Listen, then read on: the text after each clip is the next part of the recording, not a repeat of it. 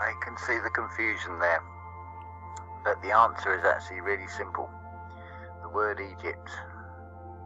So you've got E and a T, and between that you have the word jip, which means to steal or theft.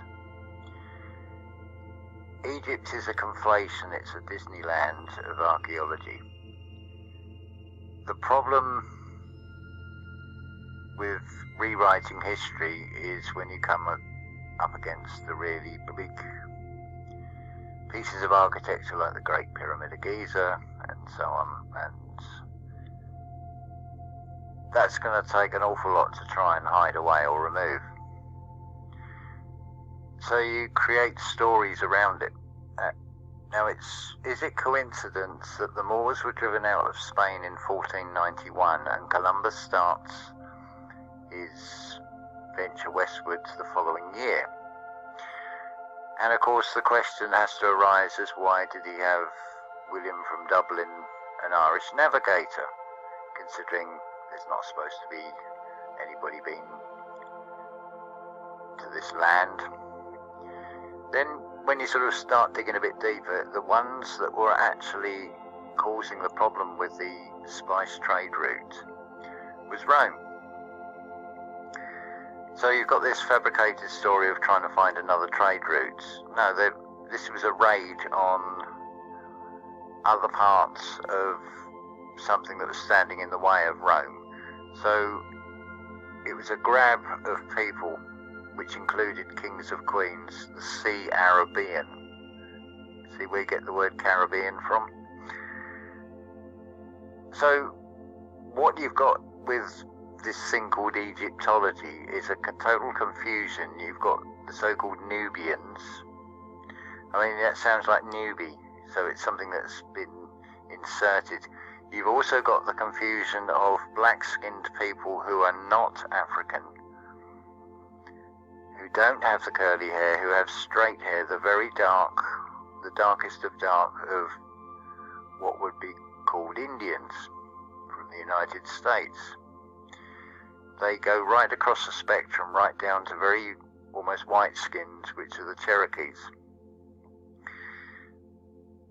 But it's starting from the premise of Egypt being, as we're told from history, it's a total conflation. Egypt actually means the external world.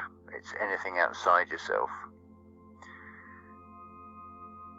But the words of, like everything else, the meaning has changed and it's been ascribed to a nation in the same way that when we talk about ancient Greek, people automatically will think of Greece, but the greater structures are actually in Turkey.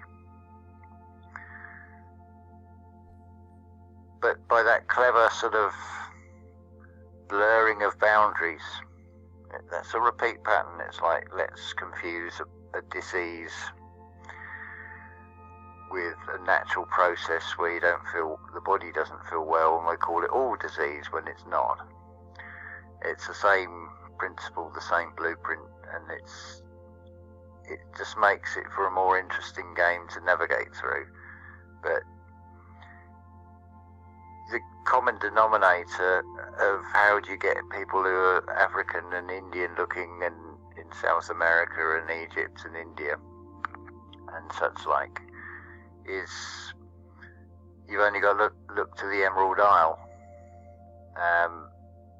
The Irish Round Towers can be found in the Americas, they can be found in India. The stories of the Irish monks, and you'll find three symbols consist of a cross, the sun, and a serpent. Nothing to do with Christianity. It predates that by a long way.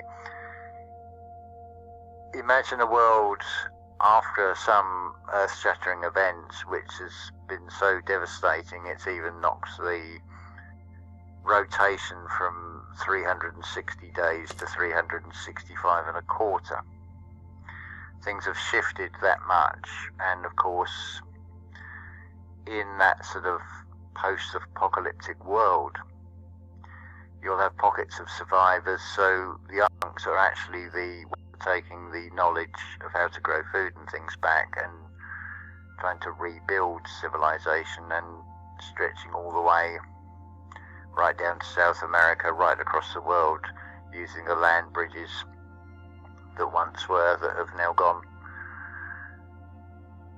But of course it comes down to, well, who writes the history? Who were the only people that could read or write predominantly at one time? And that's the priest class of Rome.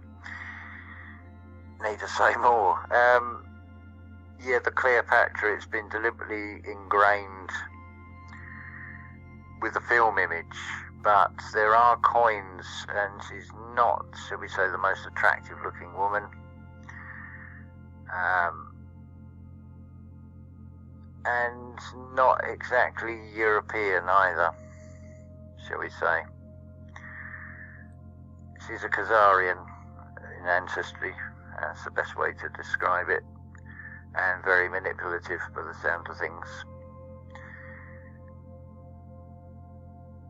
But the stories have all been deliberately muddled and confused, and at the end of the day they're all stories really. But useful stories, because once you unravel and see how much has been flipped over and how much is revealed even in like ordinary sayings like let's see how the land lies, that has huge significance. If you hear the sentence said in a particular way, see how the land lies, so what you're seeing is not what it really was, and the explanations were given for things are not.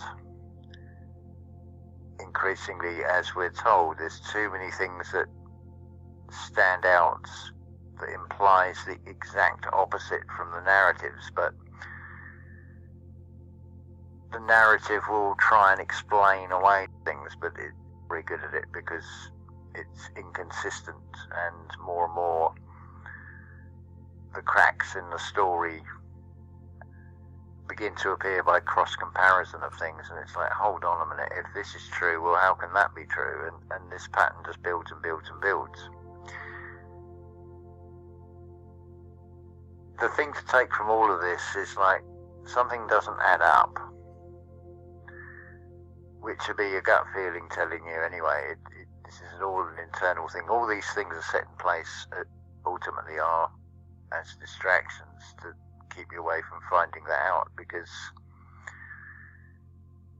what may have happened on who was on the throne 3,000 years ago really has no bearing, but there are things to be gained at the same time by looking back at what we're given as history, the essence of the story that permeates through, rather than the superficial, this is person A, this is person B, these are the dates, this is the location, this is what they did, and this is when they died, this is how they died, all these sort of things. They all pass eventually into a sort of mythology where the further you go back in history, the names just lose all significance.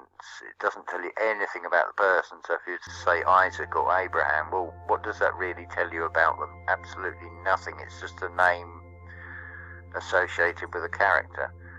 That's a nice curveball for the ego for wanting to be famous, because you go back far enough in history, there is no photographs, there is no descriptions of these people, there's just artists of what they think they look like, and the more that's impressed, then the more of humanity accepts it, and it becomes almost as if it was real. Whether it was or wasn't in itself becomes irrelevant. But it's all fascinating stuff, that's for sure.